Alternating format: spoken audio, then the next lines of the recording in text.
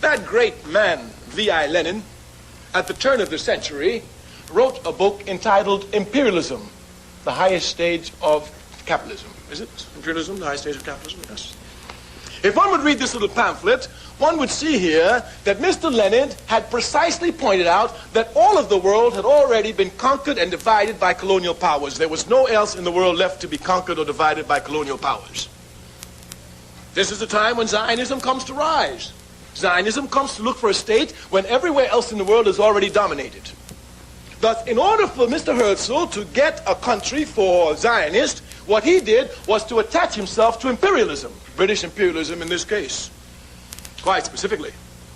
Of course, as an African who suffered under the heels of British imperialism, I can have no love for it, and certainly I cannot love anyone who attaches themselves to it and attaches themselves to it for the foundation of a state and then call this a liberation movement. Liberation movements fight against imperialism, not with it. Clearly here. Yes.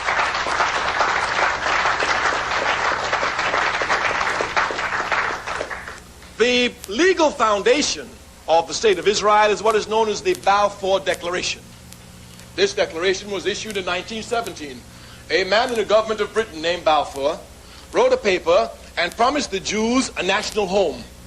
The national home he promised them was an area which Britain was colonizing, Palestine. Palestine didn't belong to the British, just like Ireland doesn't belong to the British, even though they have troops there.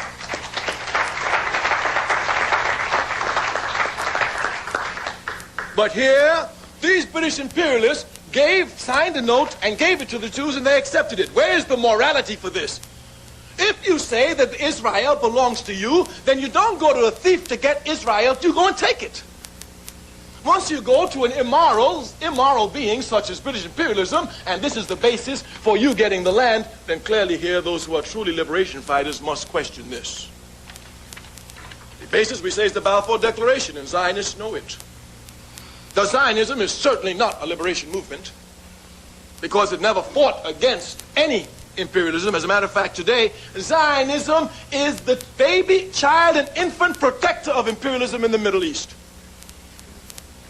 It carries out the interests of American imperialism. As a matter of fact, Zionism and American imperialism is like this. If our tax dollars would stop giving money to Israel, the state would sink tomorrow. And certainly no one can deny that American imperialism is the leading imperialist nation in the world. So we cannot see how a liberation movement is so tied, string and ham to American imperialism. They work hand in hand with American imperialism. Thus they can hardly be a liberation movement. In addition to this, Zionism has nothing to do with anything religion, nothing. All religions are concerned with human beings after they die. That's what religions are for. Islam will tell you what happens to you when you die. As a matter of fact, this which forces you to live a good life so that after death you'll be able to enjoy the rewards of heaven. The same is true for Judaism. But Zionism says nothing about the individual after they're dead. They don't give a damn about you. Thus, Zionism has nothing to do with religion at all. And one should not make the confusion here. The Palestinian state belongs to the Palestinian people. This is a fact.